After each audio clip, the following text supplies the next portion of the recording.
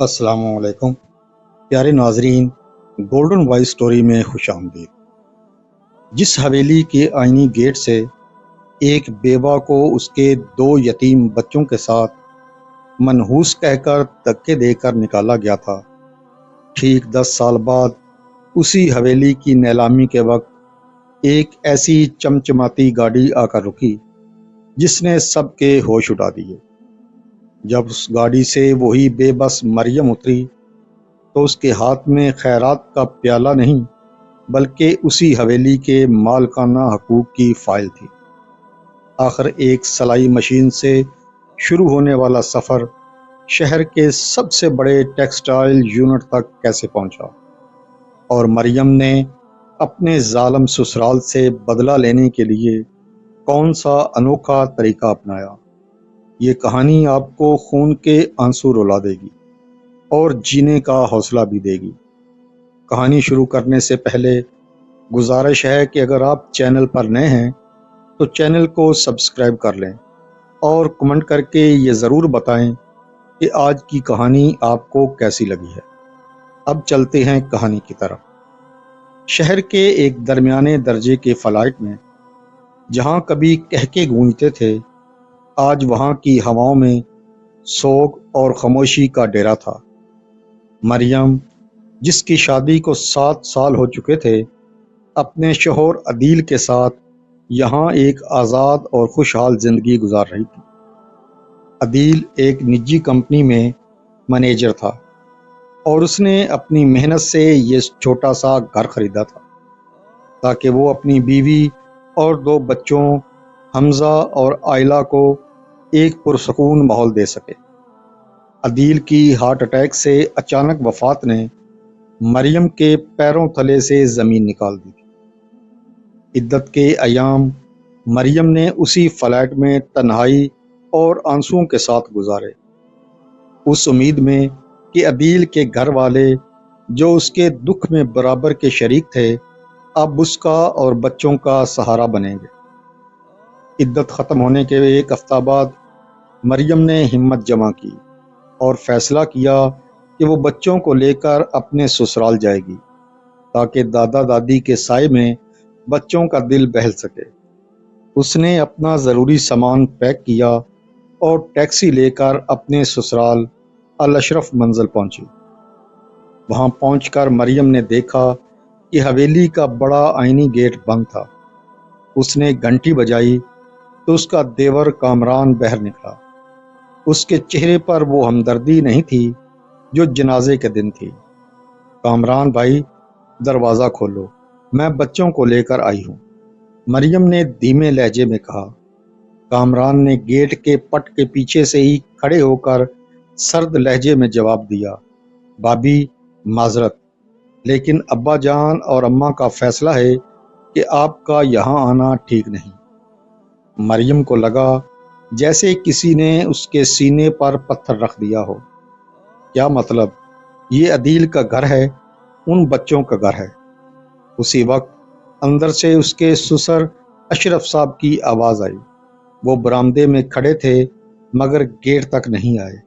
مریم، تم اب عدیل کی بیوہ ہو، تمہارے قدموں نے میرے بیٹے کی زندگی چھین لی، ہم اب مزید کوئی نوست اس گھر میں نہیں چاہتے۔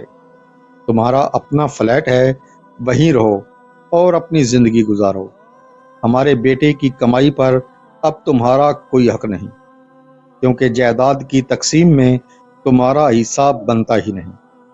مریم کی ساس، جو کبھی اسے بیٹی کہتی تھی، پیچھے سے نمودار ہوئیں اور چلائیں، اور ہاں، عدیل نے جو انشورنس کے پیسے اور کمپنی کا فنڈ چھوڑا ہے اس پر ہمارا حق ہے، ہم نے اسے پڑھایا لکھایا تھا، تم جیسے آئی تھی ویسے ہی رہو۔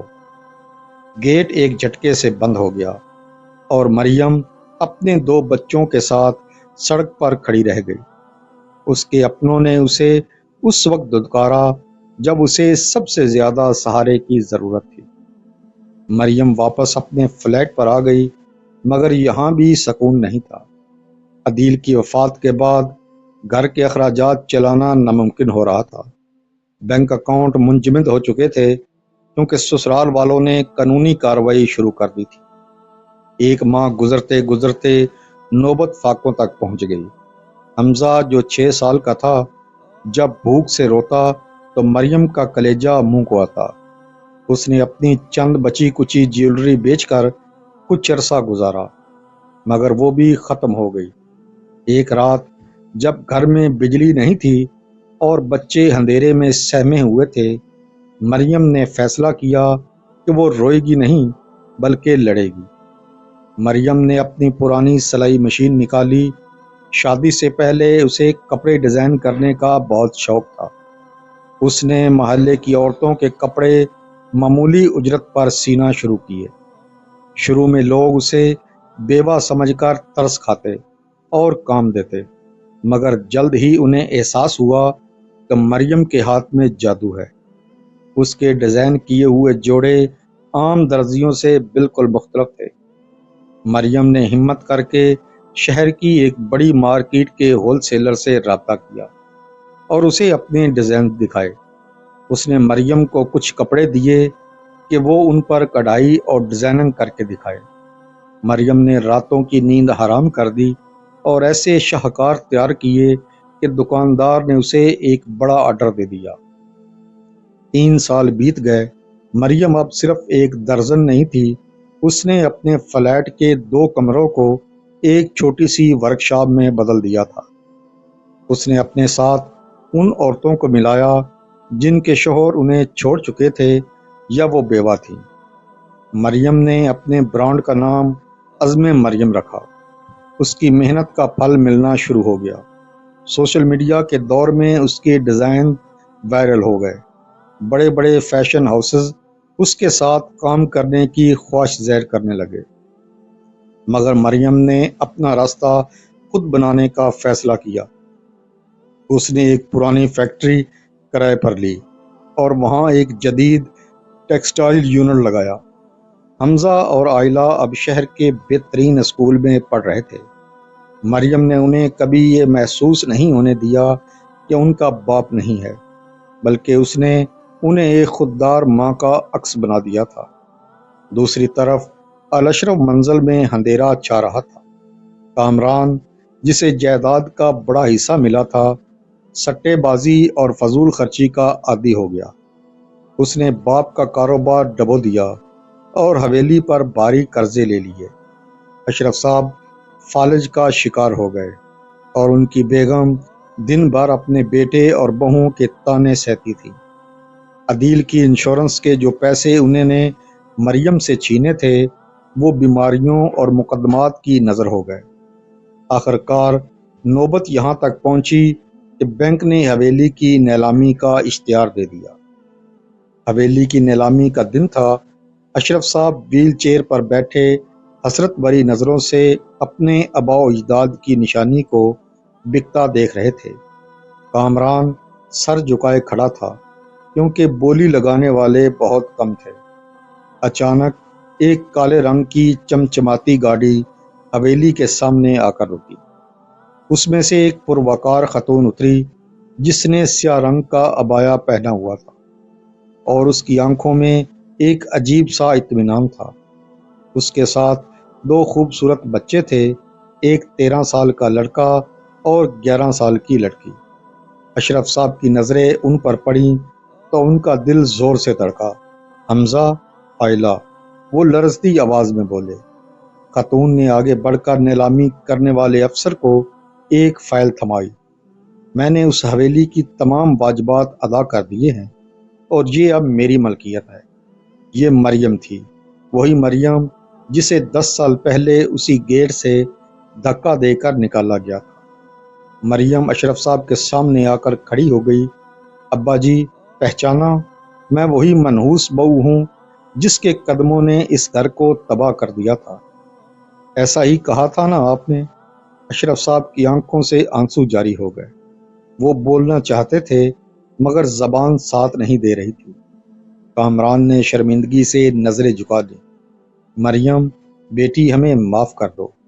ہم نے یتیموں کا حق مارا، اللہ نے ہمیں سڑک پر لا کھڑا کیا۔ ساس نے روتے ہوئے مریم کے ہاتھ تھام لیے۔ مریم نے اپنا ہاتھ آہستہ سے چھڑا لیا۔ میں یہاں بدلہ لینے نہیں آئی بی جی، یہ حویلی عدیل کی نشانی ہے، میں اسے غیروں کے ہاتھوں میں نہیں دیکھ سکتی تھی۔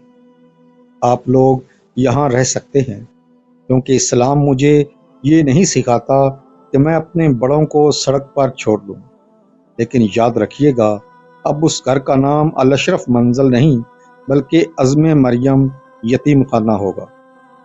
یہاں میرے کارخانے میں کام کرنے والی بیوہ عورتوں کے بچے رہیں گے اور آپ ان بچوں کی دیکھ بھال کریں گے۔